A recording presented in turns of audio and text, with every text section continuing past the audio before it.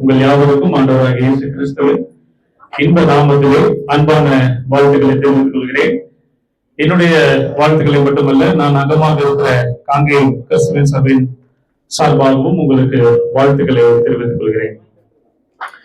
இந்த கருத்தரங்கம் என்னுடைய தனிப்பட்ட வாழ்க்கை அளவிலே ஒரு விசேஷமான ஒரு கருத்தரங்கம்.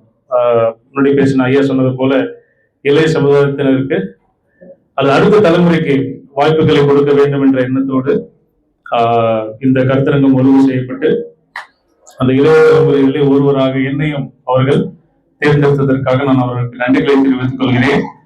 என்று சொன்னால் என்னுடைய வாழ்க்கையிலே ஒரு கருத்தரங்கிலே பேசுவது இதுதான் என்னுடைய முதல் அனுபவம். பிரசங்கம் செய்திருக்கிறேன், சபைகளுக்கு சென்றிருக்கிறேன்.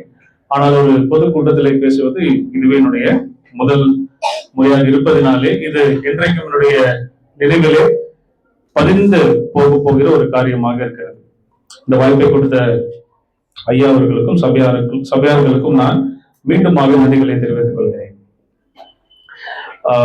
பசி நேரம் ஐயா நிறைய சொல்லிட்டாரு. ஆக்சுவலா என்னுடைய பிளான் என்னன்னு பாத்தீங்கன்னா, என்னுடைய தகப்பனார் ஆந்திராவில் ஏதோ ஒரு பகுதியில் இன்னைக்கு ஒரு மீட்டிங்காக போயிருக்காரு. அவங்க 4:20 அரக்கோணம் ட்ரெயின் ஏறுறாங்க. நான் இன்னைக்கு மத்தியானம் காட்பாடி போக வேண்டியது இருக்கு. அதனால நான் 3:20 அந்த ட்ரெயினை சென்ட்ரல்ல பிடிச்சிட்டு 4:20 அவரை நான் போய் அரக்கோணத்துல அதே ட்ரெயின்லயே அவங்கள பார்த்து 1 மணி நேரம் அவங்களோட செலவு செஞ்சு சில காரியங்களை பேசணும்னு நினைச்சிட்டு இருந்தேன். ஆனா இப்போ போக பார்த்தா அந்த ட்ரெயின் கிளம்புற நேரத்துல நாம இங்க சாப்பிட்டு இருக்கோம்னு நினைக்கிறேன். ஓகே, இருந்தாலும் இவ்வளவு பொறுமையாக நீங்கள் இவ்வளவு நேரம் அமர்ந்திருப்பதற்காக நான் உங்களுக்கு நன்றிகளை செலுத்துகிறேன். ஒரு விஷய தலைகளை தாழ்த்தி பல்லவத்தின் தேவரை நோக்கி நாம் செல்வம் செய்வோம். நல்ல பிதாவில் காண கொடுத்த நாளில் இந்த மத்தியான பொழுதற்காக நன்றி செலுத்துகிறோம். தகப்பனே, ஒரு கூட்ட ஜனமாக நீர் எங்களை தெரிந்து கொண்டு இந்த நாளில் இந்த வேலையிலே உங்களுடைய சமூகத்திலே காத்திருந்து நீர் எங்களுக்கு விளம்பி கொடுத்த வேதத்திலிருந்து காரியங்களை கற்றுக்கொள்ள நீர் கொடுத்த கிருபைக்காக நன்றி செலுத்துகிறோம். இந்த வேலையிலே நீர் கொடுத்த இந்த வேதத்திலிருந்து நாங்கள் சில காரியங்களை கற்றுக்கொள்ள முயற்சி செய்கிறோம். எங்களுடைய முயற்சியை நீர் கண்ணோக்கி பாரும், ஆசீர்வதித்தலும் தங்களை பேசுகிற அடியனோடும் கேட்கிற உடைய பிள்ளைகள் ஒவ்வொருவரோடும் கூட இருக்க வேண்டும் ஜெபிக்கிறோம். புதிய நமக்கு எல்லாவற்றையும் ஒருவருக்கு ஏறெடுக்கிறோம். இந்த இயேசுவின் புதிய நாமத்திலே இந்த ஜெபத்தை எடுக்கிறோம். நன்றி பண்ணுவோம்.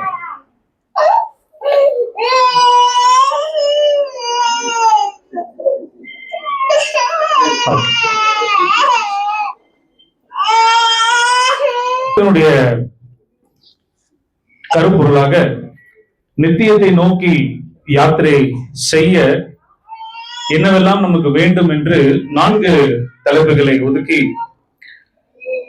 நாம் அந்த நித்தியத்தை நோக்கி செய்யக்கூடிய அந்த பயணத்திலே நமக்கு உதவியாக இருக்கும்படி இந்த தலைப்புகள் கொடுக்கப்பட்டிருக்கிறது. அதில் முதலாவதாக நாம் கிறிஸ்துவனுடைய உபதேசத்திலே நிலைத்திருக்க வேண்டும்.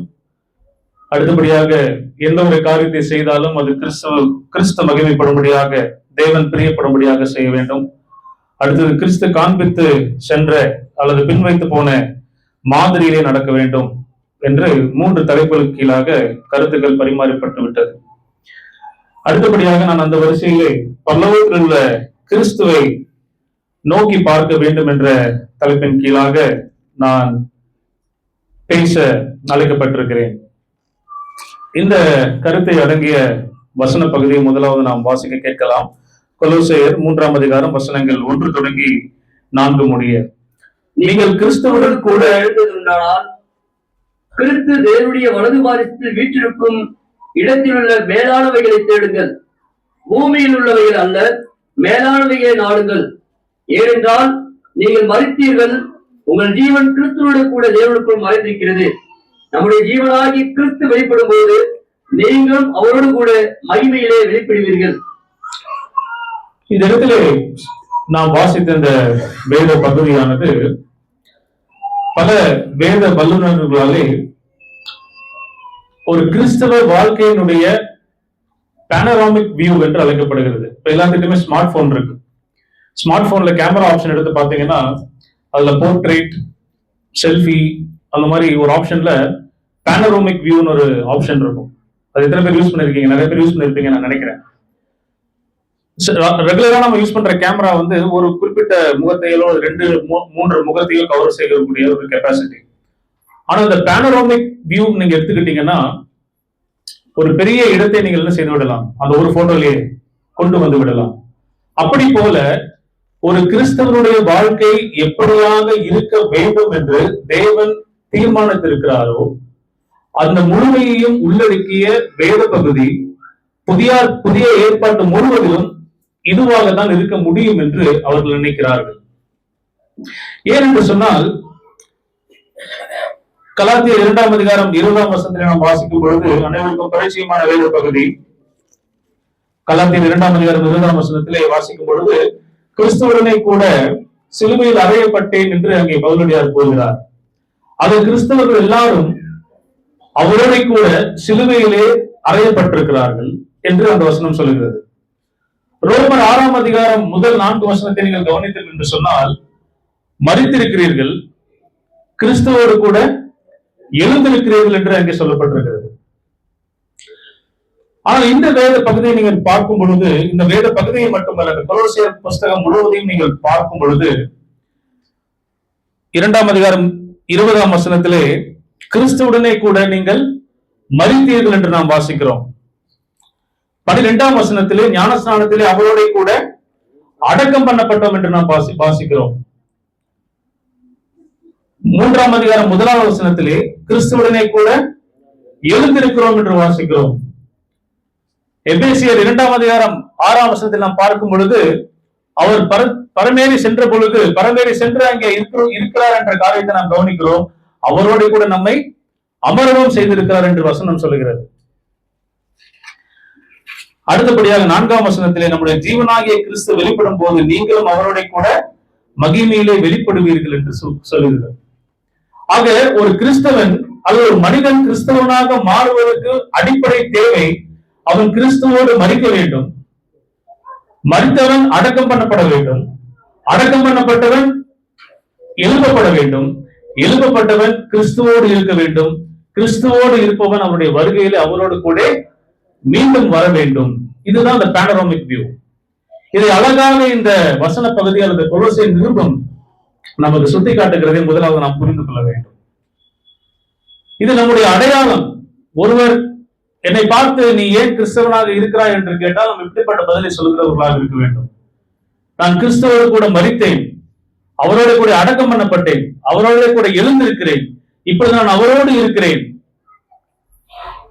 4ஆம் வசனத்தை நீங்க பாத்தீங்க அப்படின்னா நம்முடைய ஜீவனாகிய கிறிஸ்து வெளிப்படும் போது நீங்களும் அவரோட 3ஆம் வசனத்துல மன்னிக்கவும், ஏனென்றால் நீங்கள் மறைத்தீர்கள், உங்கள் ஜீவன் கிறிஸ்துவுடனே கூட தேவனுக்குள் மறைந்திருக்கிறது. இப்போ நான் யார் கூட இருக்கேன்? தேவனோடு இருக்கிறேன். மீண்டுமாக அவர் வருவார், வரும்போது நான் அவரோடு இருப்பேன்.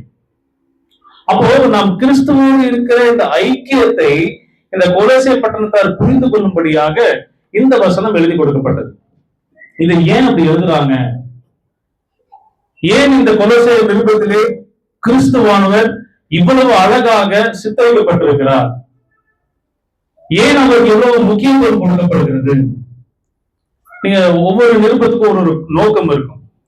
தேசிய நிருபத்தை எடுத்துக்கிட்டீங்கன்னா அது சபையை குறித்தானது. அதுக்கு அப்படியே ஆப்போசிட்டா கொலோசியர் நிருபம் எதை பற்றினது? சபைக்கு தலையாக இருக்கிற கிறிஸ்துவை பற்றினது. ஆக கிறிஸ்துவானவர் எந்த நிலைமையிலும் அவருடைய முக்கியத்துவமும் அவருடைய செயல்பாடுகளும் மறக்கப்பட்டுவிடக் கூடாது என்பதற்காக இந்த நிருபம் எழுதி கொடுக்கப்பட்டது. இத புரிஞ்சுக்கணும் அப்படின்னு கேட்டீங்கன்னா எந்த ஒரு நிருபத்தை எடுத்தாலும் சரி அதை நாம் வாசிக்கும் பொழுது சில அசம்ஷன்ஸ் நம்ம பண்ணணும். இது ஒரு வேத வல்லுநர் சொல்லும் பொழுது இது போன்ல ஒரு பக்கம் பேசுறவங்க கேட்கறத மட்டும் நம்ம கவனிக்கிறோம் இல்லையா, அந்த மாதிரி இருக்குன்னு சொல்றாரு. நானும் அதை பண்ணிருக்கேன். என்னுடைய வீட்டுல என்னோட ஒய்ஃப் யார்கிட்ட பேசிட்டு இருப்பாங்க, எனக்கு யாருமே தெரியாது. அவங்க பேசிட்டு இருக்க வச்சு என்ன கண்டுபிடிச்சிருவேன், யார்கிட்ட பேசிட்டு இருக்காங்க, என்ன பேசிட்டு இருக்காங்க, நான் என்ன செஞ்சிருவேன், கண்டுபிடிச்சிருவேன். நடக்கும் தானே? அதே போல அந்த என்ன ஓட்டத்துலதான் நம்ம ஒவ்வொரு நிருபத்தையும் நம்ம கவனிக்க வேண்டியதா இருக்கு.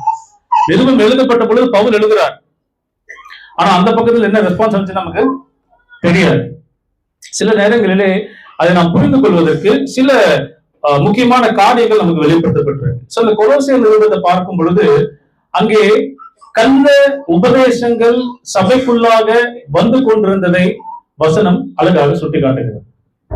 இந்த சபை எப்படி ஆரம்பிக்கப்பட்டது அப்படின்றத முன்னாடி பேசின சகோதரர்கள் அழகாக சொன்னார்கள். எப்பாப்பிரா என்பவனாலே கொண்டு வரப்பட்ட ஒரு சபை அல்லது சுவிசேஷமாக கொண்டு வரப்பட்டு இங்கே அறிவிக்கப்பட்டு அந்த சபை உருவாகி இருந்தது. அந்த சபையை குறித்து சொல்லும் பொழுது அப்போஸ்தலனாகிய பவுல் முதல் 2 வசனங்களை வாசிக்கும் பொழுது, கொலோசை பட்டணத்தில் கிறிஸ்துவுக்குள் பரிசுத்தவான்களும் விசுவாசிகளுமா இருக்கிறவர்கள் என்று சொல்லுகிறார். அவர்களை அப்படிதான் அடையாளப்படுத்துறார். அப்படின்னா அவங்க உண்மையாவே ஒரு நல்ல கிறிஸ்தவ வாழ்க்கை வாழ்ந்து கொண்டிருந்தார்கள். ஆனால் அந்த வாழ்க்கைக்கு மத்தியிலே கள்ள உபதேசங்கள் அங்கே நுழைய ஆரம்பிக்கிறது. அது என்ன கள்ள உபதேசம் கேட்டீங்கன்னா, கிறிஸ்துவானவர் உங்களுக்கு போதுமானவர் அல்ல, கிறிஸ்துவானவர் உங்களுக்கு போதுமானவர் அல்ல. நீங்க கிறிஸ்துவ வச்சிருக்கிறீங்க, இதை உங்களுக்கு எப்பாப்பிரா சொல்லி கொடுத்தாரு. அந்த எப்பாப்பிரா பவுல்கிட்ட வந்து வாங்கிட்டு வந்தாரு. ஆனா நீங்கள் நினைப்பது போல அந்த கிறிஸ்தவ வாழ்க்கை அமைவதில்லை. நீங்கள் கிறிஸ்துவை பெற்றிருந்தாலும் உங்களுக்குள்ளாக சில குறைகள் இருக்கிறது. நீங்கள் கிறிஸ்துவை பெற்றிருந்தாலும் அது உங்களுக்கு போதுமானது அல்ல அப்படின்ற உபதேசங்கள் வெகு அதிகமாக அங்கே வர ஆரம்பிக்கிறது. அதுதான் 2ஆம் அதிகாரத்துல நம்ம பார்க்கிறோம். 21ஆம் வசனத்துல, மனுஷனுடைய கற்பனைகளின்படியும் போதனைகளின்படியும் நடந்து தொடாதே, ருசி பாராதே, தீண்டாதே. அப்போ இந்த கொலோசை பட்டணத்துல என்ன சொல்ல வராங்கன்னா, நீ இயேசு கிறிஸ்துவை அறிந்து வைத்திருக்கிற, ஆனா அது உனக்கு போதாது. அதை தாண்டி நீ என்ன செய்யணும்? சில விஷயங்களை சாப்பிடாம இருக்கணும், சில விஷயங்கள் நீ பண்ணணும். உன்னோட உடம்பை நீ என்ன செஞ்சுக்கணும்? துன்பப்படுத்திக்கணும், தூங்காம இருக்கணும், உபவாசம் இருக்கணும். கிறிஸ்துவை ஏற்றுக்கொண்டால் மட்டும் போதாது, அதோட சேர்த்து நீ இதெல்லாத்தையும் சேர்த்து பண்ணாதான் உனக்கு என்ன கிடைக்கும்? அந்த முழுமையான நன்மை கிடைக்கும் என்பது போல ஒரு தவறான உபதேசம் அங்கே கொண்டு வரப்பட்டது. கிறிஸ்துவை நம்பினால் உங்களுக்கு பரிபூரணம் இல்லை என்ற உபதேசம் அங்கே வந்தது. அந்த புரிதலை கொடுக்க வேண்டும் என்பதற்காக தான் இதெல்லாம் முக்கியம் இல்லை, இதெல்லாத்தையும் தாண்டி யார் பெருசு? கிறிஸ்து பெருசு என்கிற புரிதல் வர வேண்டும் என்பதற்காக நிருபம் எழுதப்பட்டது. அதனால 2ஆம் அதிகாரம் 9ஆம் வசனம் 10ஆம் வசனத்துல வாசிக்கும் பொழுது, ஏனென்றால் தேவத்துவத்தின் பரிபூரணம் எல்லாம் சரீர பிரகாரமாக அவருக்குள் வாசமாயிருக்கிறது, மேலும் சகல துரைத்தனங்களுக்கும் அதிகாரங்களுக்கும் தலைவராயிருக்கிற அவருக்குள் நீங்கள் பரிபூரணம் உள்ளவர்களா இருக்கிறீர்கள். அவருக்குள்ளதான் பரிபூரணம் இருக்கு. நீ நினைக்கிற மாதிரி மற்ற உபதேசங்கள் இல்ல. நீ நினைக்கிற மாதிரி தொடாதே, ருசி பாராதே, தீண்டாதே, அதே மாதிரி யூதருடைய வழக்கங்கள், ஓய்வு நாட்களை இது பண்ண வேண்டும், பண்டிகை நாட்களை அனுசரிக்க வேண்டும், மாத பிறப்புகளை அனுசரிக்க வேண்டும், கிறிஸ்தவையும் பின்பற்றிட்டு இதையும் நீ பின்பற்றினாதான் உனக்கு முழுமையான ஆசீர்வாதம் கிடைக்கும், பரிபூர்ணம் கிடைக்கும் என்ற பொய்யான செய்தியை, பொய்யான உபதேசத்தை தகர்த்தெறியும்படியாக கிறிஸ்துவானவர் இங்கே மையப்படுத்தப்படுகிறார். அப்படி அந்த வரிசையில அப்படி சொல்லிட்டே வரும்பொழுதுதான் 3ஆம் அதிகாரத்துல என்ன சொல்றாருங்க? மேலானவைகளை தேடுங்கள். இப்ப மேலானவைகளை தேடுங்கள் என்று சொல்லும் பொழுது அந்த வார்த்தைகளை நம்ம கவனமா உன்னிப்பா பார்க்க வேண்டிய கட்டாயத்தில் நாம் இருக்கிறோம். இப்ப 3ஆம் அதிகாரம் 1ஆம் வசனத்தினுடைய முதல் பகுதியை நம்ம வாசிக்கலாங்க. நீங்கள் கிறிஸ்துவுடன் கூட எழுந்தது உண்டானால், இந்த இடத்துல ஒரு சின்ன டிரான்ஸ்லேஷன் எரர் இருக்கு. இந்த இடத்துல ஒரு சின்ன டிரான்ஸ்லேஷன் எரர், ஆங்கில வேதாகமத்தில் அந்த டிரான்ஸ்லேஷன் எரர் இருக்கு. இஃப் தென் அப்படின்ற வார்த்தை இருக்கு. அந்த ஒரு சந்தேகத்துக்கு ஒரு இடம் இருக்கிறது போல நமக்கு தெரிகிறது. நீங்க கிறிஸ்துவுடன் கூட எழுந்தது உண்டானால் அப்படின்னு என்ன அர்த்தம்? ஒருவேளை எந்திரிக்கலையோ, ஒருவேளை இன்னும் எந்திரிக்காம இருக்கமோ, மரித்த நிலைமையில இருக்கிறோமோ, அதுதான் பாசிபிலிட்டி இருக்கா? நிச்சயமாக இல்லை. ஒருவன் கிறிஸ்துவுக்குள்ளாக மரித்தால் தேவன் அவன் என்ன செய்கிறார்? எழுப்புகிறார். அவன் எழுந்திருந்தே ஆக வேண்டும். மரித்த நிலைமையில இருக்க முடியுமா கிறிஸ்துவுக்குள்ளாக? இல்லை. நிச்சயமாக என்ன செய்யப்பட வேண்டும்? எழுப்பப்பட வேண்டும். அப்போ இந்த வசனம் எப்படி இருக்கணும்னு கேட்டீங்கன்னா, நீங்கள் கிறிஸ்துவுடன் கூட எழுந்திருக்கிறபடியால், நீங்கள் கிறிஸ்துவுடனே கூட எழுந்திருக்கிறபடியால், அந்த ஆங்கிலத்துல இஃப்ன்ற வார்த்தை பேர சின்ஸ் என்ற வார்த்தையை பயன்படுத்த சொல்றாங்க. Since then you are raised with Christ. அது நிச்சயமான ஒன்று. எழுந்தது உண்டானாலும் அந்த ஒரு சின்ன டவுட் வந்துருது இல்லையா? ஒரு எந்திரிக்கலையோன்ற டவுட் வருது. இல்லை, யாரெல்லாம் அவருக்குள்ளாக மரித்தார்களோ, யாரெல்லாம் அடக்கம் பண்ணப்பட்டார்களோ, அவர்கள் எல்லாம் கிறிஸ்துவோடு கூட எழுந்திருக்கிறார்கள். ஒரு நிச்சயம் அங்கே இருக்கிறது. அடுத்த வார்த்தை என்னங்க? கிறிஸ்து தேவனுடைய வலது பரிசத்தில் வீற்றிருக்கும் இடத்தில் உள்ள மேலானவைகளை தேடுங்கள். இது நமக்கு ஒரு புதிய அடையாளத்தை கொடுத்திருக்கிறது. நான் இந்த ஒரு கேள்வியை கேட்க விரும்புகிறேன். எத்தனை பேர் உண்மையாகவே ஒவ்வொரு நாளும் நான் கிறிஸ்துவோடு மரித்தவன், கிறிஸ்துவோடு அடக்கம் பண்ணப்பட்டவன், கிறிஸ்துவோடு எழுந்தவன், கிறிஸ்துவோடு இப்பொழுது உன்னதங்களில் இருக்கிறவன், கிறிஸ்துவுக்குள்ளாக என்னுடைய ஜீவன் மறைந்திருக்கிறது, கிறிஸ்து வரும்போது நான் அவரோடு வருவேன் அப்படின்ற சிந்தனை இன்றைக்கு எத்தனை பேருக்குள்ளாக இருக்கிறது? அடையாளமே இல்லையே. அடையாளம் தொலைந்து போயிருக்கிறது. என்ன காரணம்? ஒருத்தருக்கு ஒரு காரணம் இருக்கலாம். ஆனால் இன்றைக்கு கிறிஸ்தவம் அடையாளத்தை தொலைத்த ஒரு நிலைமையிலே இருக்கிறது. கொலோசை பட்டணத்தில் அதே ஒரு நிலைமை தான் இருந்துச்சு. ஆனா இந்த அளவுக்கு மோசமாக இல்லை. வர ஆரம்பிக்கும் பொழுதே எப்பாப்புறம் என்ன ஆயிட்டாருங்க? உஷாராயிட்டாரு. சிறையில இருக்கிறார், சபை இருக்கிறது. அந்த சபையின் மீது கொண்ட அன்பினால என்ன செய்கிறாரு? எப்பாப்புறம் திருப்பி பவுல்கிட்ட போறாரு. பவுலே, இங்க பாருங்க, நீங்க சொன்ன சுவிசேஷத்தை போய் நான் சொன்னேன், எல்லாரும் ஞானஸ்நானம் பெற்றாங்க, எல்லாரும் கீழ்ப்படிஞ்சாங்க. ஆனா இப்ப என்ன செய்யறாங்க?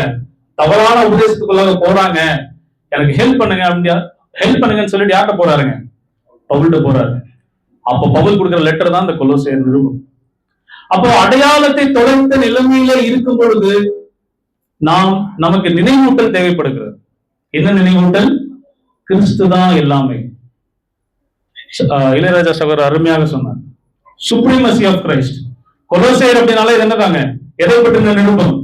கிறிஸ்துவை பற்றின நிருபம். கிறிஸ்துவோடு நாம் வாழும் பொழுது, கிறிஸ்துவோடு நம்முடைய வாழ்க்கை ஐக்கியமாகும் பொழுது குறை என்பதே இல்லை. குறை என்பதே இல்லை. அதுக்கு ஒரு அர்த்தம் இருக்கு, நான் பின்னாடி சொல்றேன். இப்போ இரண்டாவது வார்த்தையாக நான் பார்த்தது, கிறிஸ்து தேவனுடைய வலது பரிசத்தில் வீற்றிருக்கும் இடத்தில் உள்ள மேலானவைகளை நாடுங்கள். அப்படின்னா என்ன அர்த்தம்? பல நேரங்கள்ல இந்த கிறிஸ்துவ ஜனங்கள் கிட்ட நம்ம இயேசுவை நோக்கி பாருங்கள் அப்படின்னு சொன்னா இமீடியட்டா நம்ம மனசுக்குள்ளாக வரது எதுங்க? தாடி வச்ச ஒரு போட்டோ தான் ஞாபகத்துக்கு வரும் இல்லையா? இது கவலையோடு நான் சொல்லுகிறேன், இது உண்மை. கிறிஸ்துவை நோக்கி பாருங்கள் அப்படின்னு சொன்னா நம்ம நேரமே என்ன வந்துருதுங்க? அந்த போட்டோ அங்க வந்துருது. அது யாரு? அந்த போட்டோக்கு நமக்கு என்ன சம்பந்தம் இருக்கு? மேலானவைகள் நாடுகள் அப்படின்னா நமக்கு உடனே என்ன வந்துடும்? அப்படியே மேகம் சூழ ஒரு சேர் இருக்கிற மாதிரியும், அந்த சேர் யாரும் உட்கார்ந்து இருக்கிற மாதிரியும், அந்த சேரை சுற்றி தங்கத்துல பெயிண்ட் அடிச்சிருக்கிற மாதிரியும். உண்மைதானே? பரலோகத்தை பாருங்கள், மேலாண்மைகளின் நாடுகள் நம்ம சொல்லும் பொழுது இமீடியட்டா நம்ம எங்க போகுதுங்க? இப்படிப்பட்ட காரியங்களுக்கு, அனித்தியமான காரியங்களுக்கு போகிறது. ஆனா என்னுடைய உண்மையான அர்த்தத்தை நாம் புரிந்து கொண்டோம் என்று சொன்னால் நாம் நிச்சயமாக மேலானவர்களை தேடுகிற பிள்ளைகளாக இருக்க முடியும். இந்த வார்த்தை மிகவும் அழகான ஒரு வார்த்தை, அர்த்தம் புரிந்த வார்த்தை. கிறிஸ்து தேவனுடைய வலது பாரசத்தில் வீற்றிருக்கிற வார்த்தை. தமிழ்ல வீற்றிருக்குதல் அப்படின்னு இருக்கு, ஆங்கிலத்துல சீட்டட் என்று இருக்கு, உட்கார்ந்து இருக்கிறார் என்று இருக்கிறது. இந்த பதம் எங்கெல்லாம் இருக்குன்னு நம்ம பார்த்தோம் அப்படின்னா, மார்க் 16ஆம் அதிகாரம் 19ஆம் வசனம், அப்போஸ்தலர் 2:33-34, ரோமர் 8ஆம் அதிகாரம் 34, எபேசியர் 1ஆம் அதிகாரம் 20-21, எபிரேயர் 1ஆம் அதிகாரம் 3ஆம் வசனம், 8ஆம் அதிகாரம் 1ஆம் வசனம், 10ஆம் அதிகாரம் 12ஆம் வசனம். இந்த இடத்தில் எல்லாம் சொல்லப்பட்டிருக்கிற வார்த்தை ஆண்டவராக இயேசு கிறிஸ்து தேவனுடைய வலது பாரசத்தில் வீற்றிருக்கிறார். அப்படின்னா என்ன அர்த்தம்? இது ஒரு உருவகம். இது ஒரு உருவகம். அவருடைய வல்லமையை நமக்கு வெளிப்படுத்தக்கூடிய ஒரு உருவகமாக இருக்கிறது. இதை நாம் புரிந்து கொள்ள வேண்டும் என்று சொன்னால் வெளிப்படுத்தும் விசேஷத்துக்கு நாம் செல்ல வேண்டும். அதுக்கு முன்பாக யோவான் யாருங்க? தேவனுடைய அல்லது இயேசு கிறிஸ்துவனுடைய சீஷனாக இருந்தான். மறுபடியும் மலையிலே இயேசு கிறிஸ்துவை கண்டான். மேல் வீட்டிலே இயேசுனுடைய மார்பிலே சாய்ந்த சீஷன் யாருங்க? யோவான். ஆனால் அதே யோவான் வெளிப்படுத்திலே ஒரு காட்சியை காண்கிறான். 1ஆம் அதிகாரம்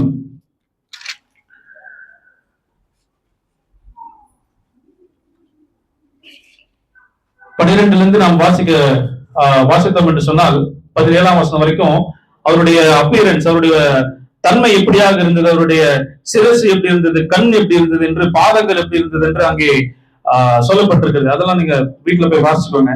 நம்ம கவனிக்க வேண்டியது 17வது வசனம். வாசிங்க. நான் அவரை கண்டபோது செத்தவனை போலானேன். அவருடைய போதும். நான் அவரை கண்டபோது செத்தவனை போலானேன். யோவான் நான் ஏற்கனவே சொன்னது போல இந்த பூமியின் நாட்களிலே மறுரூபமலையிலே இயேசுவை கண்டிருக்கிறார். இயேசுவின் மார்பிலே சாய்ந்த சீஷனாக இருந்திருக்கிறார். அப்பொழுதெல்லாம் இந்த பதம் பயன்படுத்தப்படவில்லை. என்ன பதம்? செத்தவனை போலானேன். அப்பொழுது அந்த அதிகாரம் அவருக்கு கொடுக்கப்படவில்லை. பரமேறி சென்றதுக்கு பிற்பாடு இருக்கிற இயேசு கிறிஸ்துவுக்கு என்ன இருக்கிறது? அதிகாரம் இருக்கிறது, வல்லமை இருக்கிறது, தேவனுடைய உதவியை பெற்றிருக்கிறார். அப்படி என்று சொன்னால் அந்த பூமியிலே யோவான் கண்ட இயேசுவுக்கும் பத்மோதியிலே அவனுக்கு காட்சி அளித்த இயேசுவுக்கும் அங்கே பெருத்த வித்தியாசம் இருக்கு. இங்க சொல்லப்பட்டிருக்கிற கிறிஸ்து யாருங்க? வெளிப்படுத்தல் சொல்லப்பட்டிருக்கிற கிறிஸ்து. எப்படி அந்த யோவான் அந்த கிறிஸ்துவனுடைய மகிமையையும் வல்லமையையும் பார்த்த போது செத்தவனை போல ஆனானோ, அதை போல கிறிஸ்துவை உணர்ந்திருக்கிற ஒவ்வொருவரும் செத்தவர்களை போல ஆக வேண்டும். கிறிஸ்து மட்டும் மறிக்க கூடாதுங்க, நாமளும் மறிக்கணும். கிறிஸ்து மட்டும் மறித்தால் போதும் என்ற வாழ்க்கையை நாம் வாழ்ந்து கொண்டிருந்தால் அந்த வாழ்விலே பிரயோஜனம் இல்லை. கிறிஸ்து மறித்தால் அவரோட கூட நானும் மறிக்க வேண்டும். அப்போ பரலோகத்தை நோக்கி பாருங்கள், மேலானதை நோக்குங்கள், மேலானதை நோக்கி பாருங்கள் என்று சொல்லும் பொழுது அங்கே நாம் புரிந்து கொள்ள வேண்டிய விஷயம், அவர் உயிர் தெழுந்த ஒரு நபராக, தேவனுடைய முழு வல்லமையும் விளங்குகிற ஒரு நபராக அவர் இருக்கிறார். அது மட்டுமல்ல, அதை தொடர்ந்து நீங்க வாசிங்க அப்படின்னு கேட்டீங்கன்னா, ஒவ்வொரு சபைகளுக்கும் எழுதுற லெட்டர்ல, நிருபங்கள்ல அவர் பயன்படுத்துற ஒரு வார்த்தை என்னங்க? முக்கியமான வார்த்தை, அறிந்திருக்கிறேன். என்னது? அறிந்திருக்கிறேன். அப்போ அங்க மேல பார்க்க சொல்றீங்களே, அந்த பார்த்தா என்ன ஆகும்? அவரை பார்க்கறதுனால என்ன பிரயோஜனம் இருக்கு அப்படின்ற கேள்வி ஆட்டோமேட்டிக்கா வரணும்.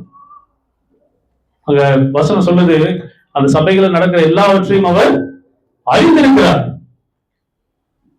அது நமக்கு ஒரு தைரியத்தை கொடுக்க வேண்டும், அது நமக்கு ஒரு உற்சாகத்தை கொடுக்க வேண்டும். நான் ஏதோ வானத்தை பார்க்கும் பொழுது, மேலானதை தேடும் பொழுது ஏதோ ஒரு சம்பந்தமே இல்லாத ஒரு நபரை நான் பார்ப்பதில்லை. மகிமையோடு உட்கார்ந்து இருக்கிற ஒருவரை நான் பார்க்கிறேன், வல்லமையோடு இருக்கிற ஒருவரை பார்க்கிறேன். அது மட்டுமல்ல, என்னுடைய வாழ்க்கையிலே நடக்கிற ஒவ்வொருவரையும் அறிந்திருக்கிறவர்களை நான் பார்க்கிறேன். இந்த புரிதல் நமக்கு வேண்டும். இதுதான் நம்முடைய அடையாளம். ஏன் நான் கிறிஸ்தவனாக இருக்கிறேன் என்று சொன்னால், அங்கே இருக்கிறவர் என்னுடைய வாழ்க்கையை பார்த்து கொண்டிருக்கிறார்.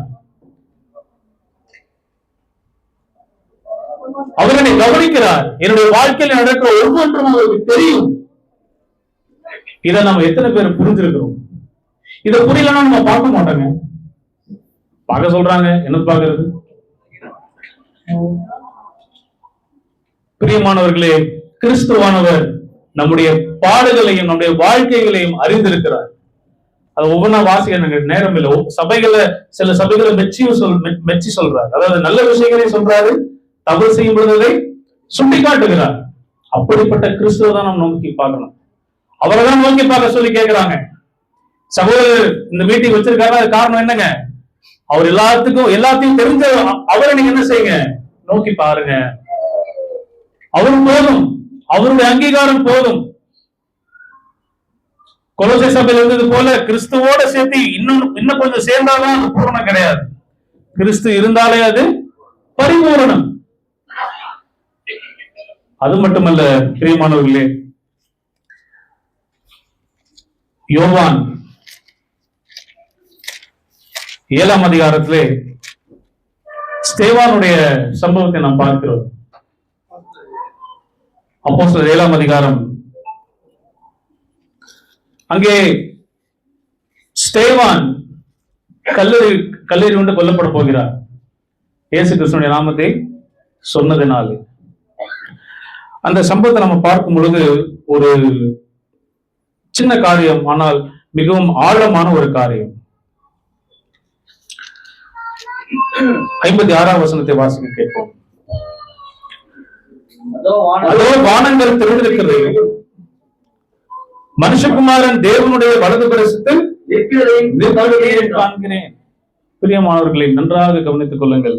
இந்த பதம் வேதாகமம் முழுவதிலும் இந்த ஒரு இடத்துல மட்டும்தான் பயன்படுத்தப்பட்டிருக்கு. தேவனுடைய வலது வருஷத்திலே அமர்ந்து கொண்டிருந்த நபர் இப்படி என்ன செய்து கொண்டிருக்கிறார்? நிற்கிறார். அவர் ஜீவன் உள்ளவர். நான் ஏற்கனவே சொன்னது போல இங்கே நடப்பது எல்லாம் அவருக்கு தெரியும். ஸ்தேவான பார்க்கிறார். ஸ்தேவான் எனக்காக கல்லிருந்து கொல்லப்படுகிறார், என்னுடைய நாமத்தின் நிமித்தமாக ஒரு ஆத்திரம் மறைக்கப் போகிறது.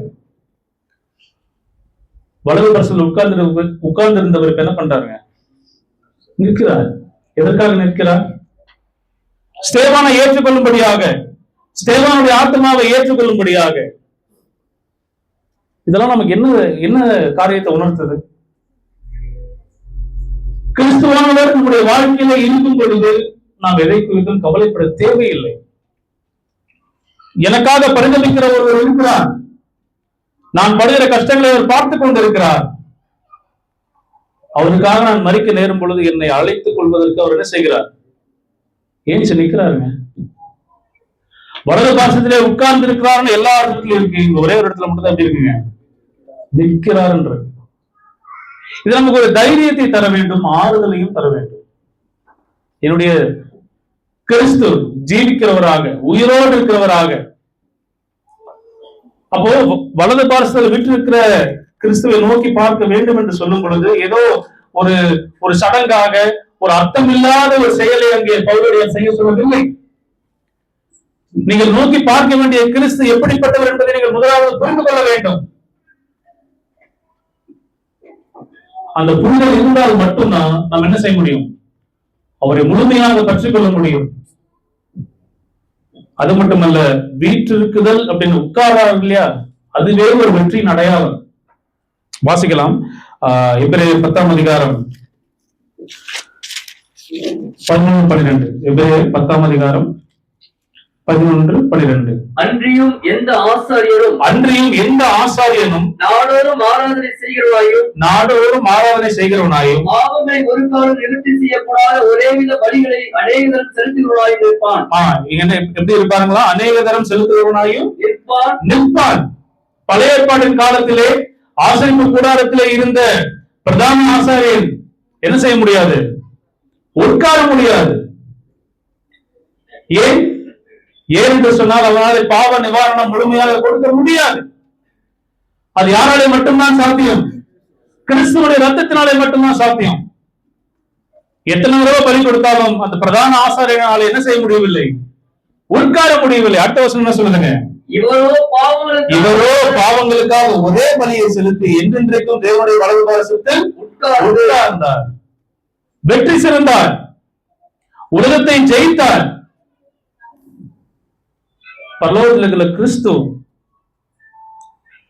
யார், எப்படிப்பட்டவர் என்பதை நாம் என்ன செய்ய வேண்டும்? புரிந்து கொள்ள வேண்டும்.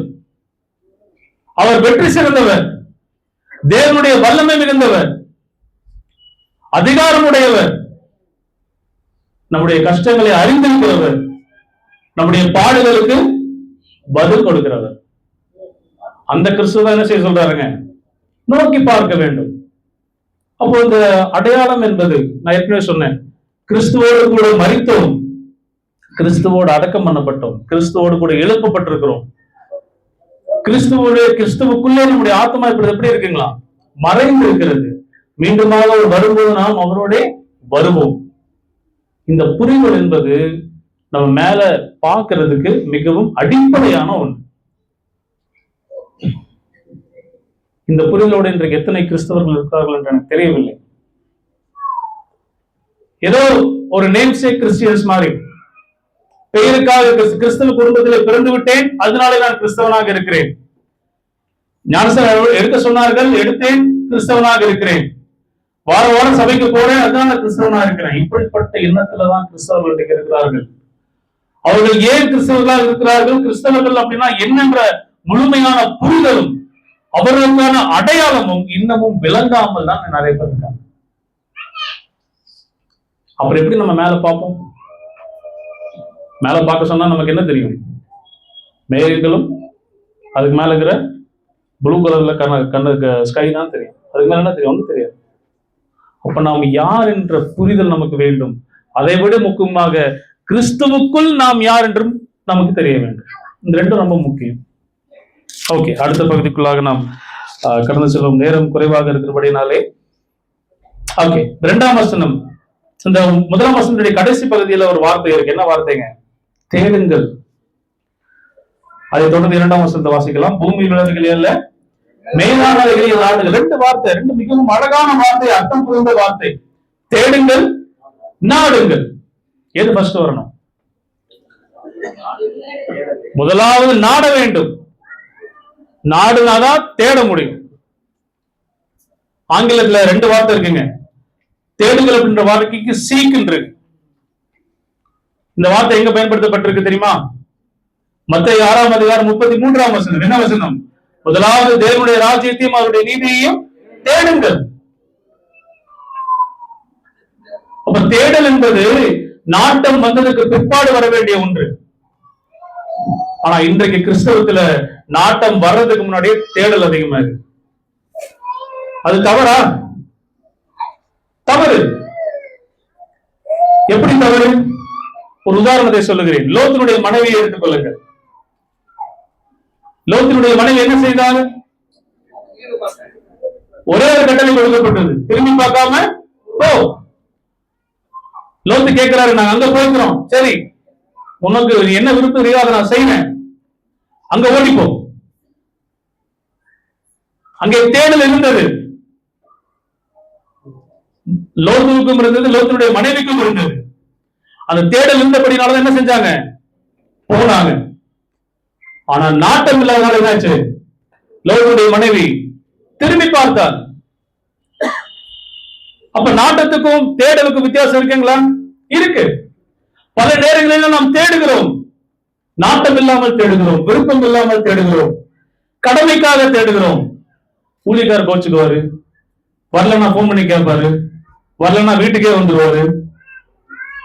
அதனால என்ன செஞ்சிடலாம்?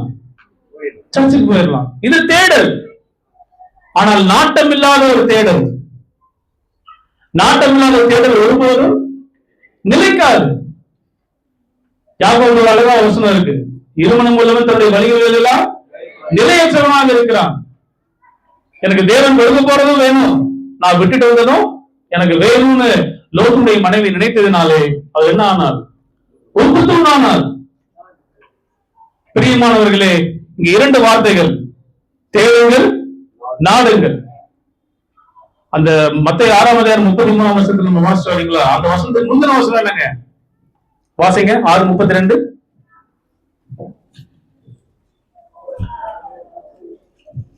முதலாவது, இவைகளெல்லாம் அஞ்ஞானிகள் யாடி தேடுகிறார்கள், இவைகளெல்லாம் உங்களுக்கு வேண்டியவைகள் என்று உங்கள் பரமபிதா அறிந்திருக்கிறார்.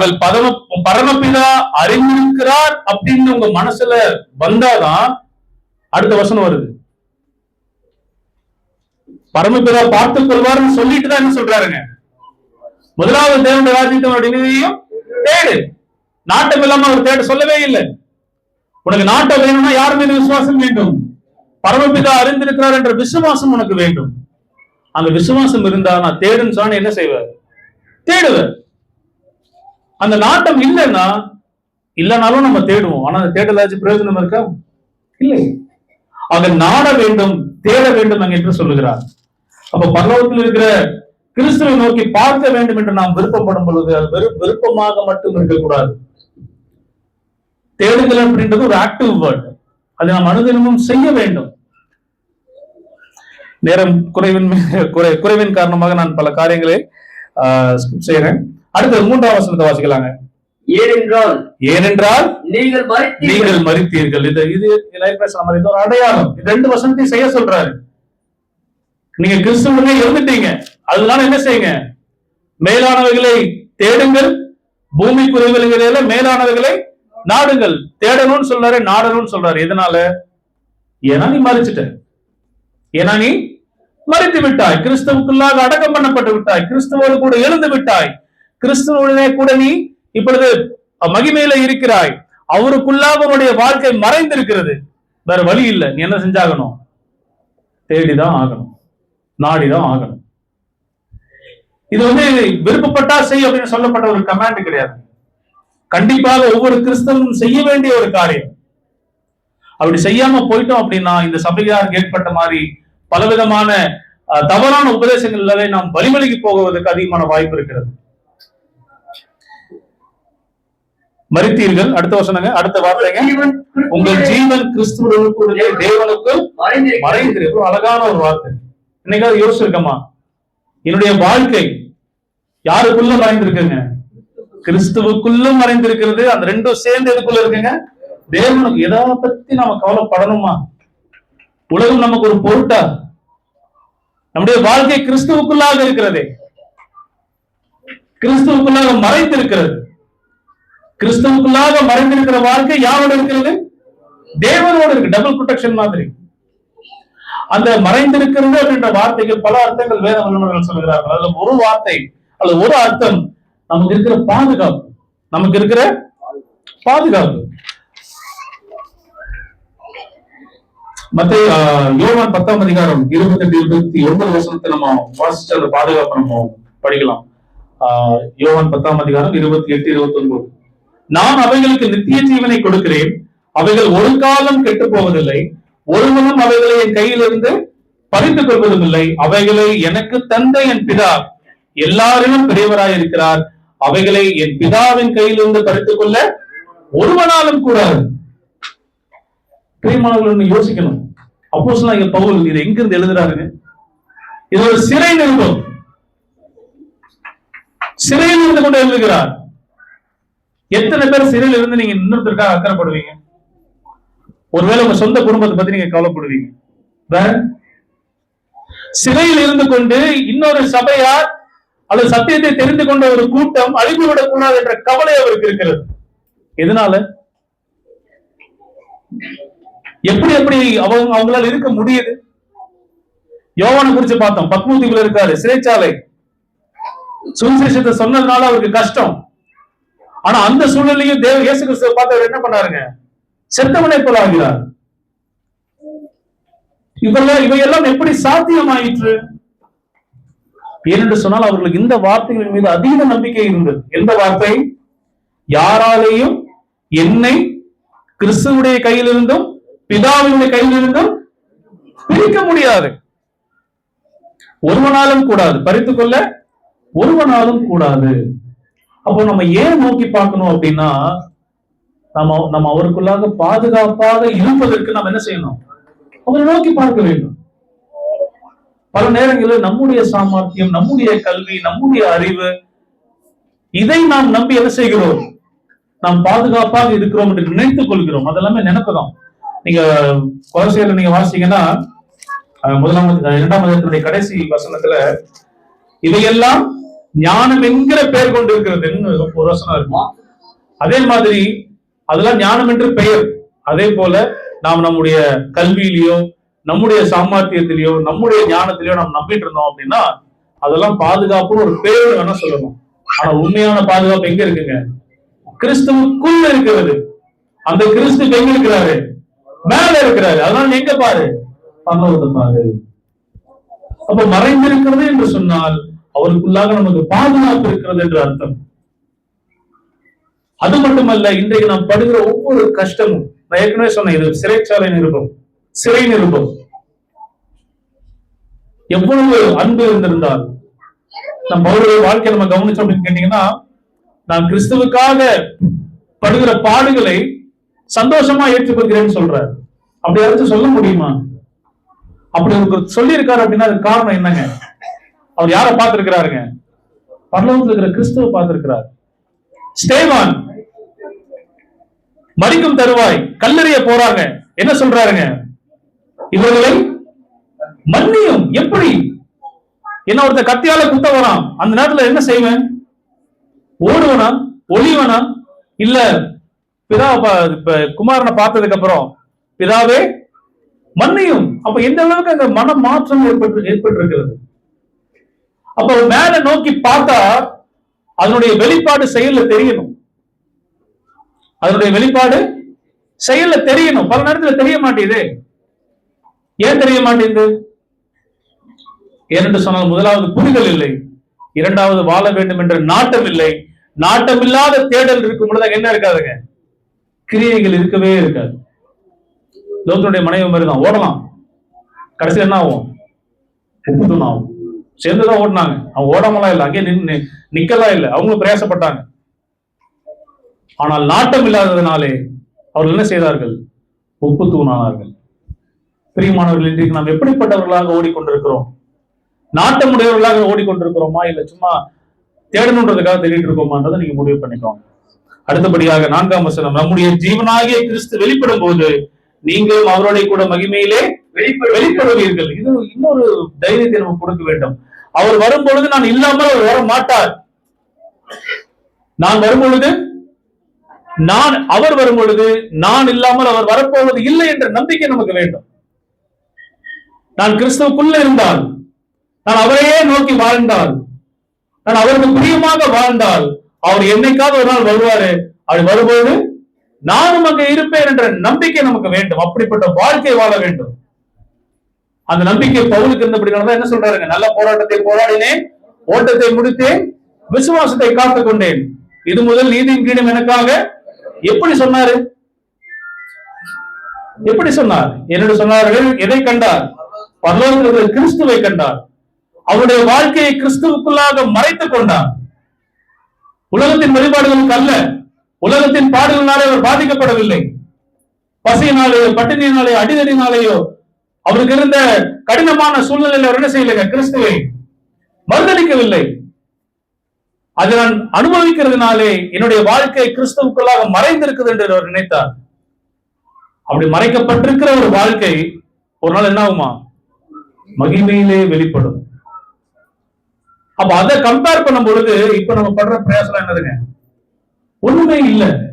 அப்ப அந்த எண்ணம், அந்த எண்ண ஓட்டம் அனுதின வாழ்க்கையில நமக்கு வேண்டும் என்று சொன்னால் நாம் என்ன செய்ய வேண்டும்? கிறிஸ்துவை நோக்கி பார்க்க வேண்டும். பிரியமானவர்களே, நான் இந்த செய்தி இதோட நான் நிறைவு செய்கிறேன். அடையாளத்தை புரிந்து கொள்ள வேண்டும். ஃபர்ஸ்ட் அதுதான். நீங்கள் யார் என்று ஒருவர் கேட்டால் நம்ம என்ன சொல்லணுங்க?